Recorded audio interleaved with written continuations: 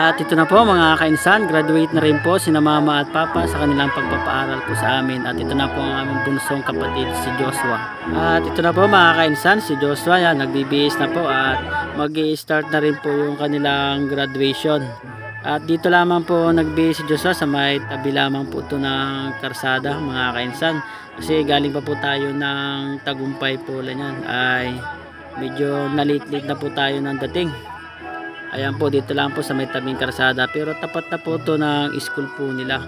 At yan po, mag-i-start na mga kainsan.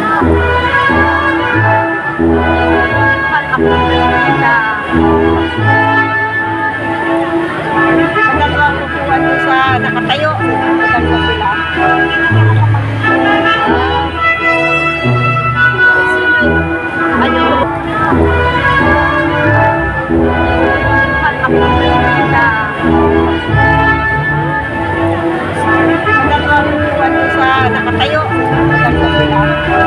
ayan na po mga kainsan, nakapasok na po ang lahat ng mga mag-graduate.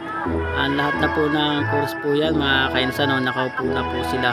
At meron pa ako dito na ispatan mga kainsan na si Kamangyan. Nagpangita po kami dito kaya nagpakuha na rin po ako ng picture sa aking idol na si Kamangyan.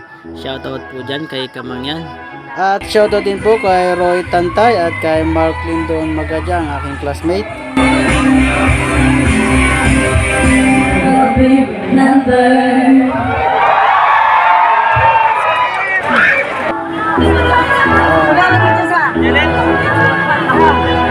ay gusto ko naman ako, nahihiliwaris ba may? Ginagaw gusto niyo kuhain. Transfer.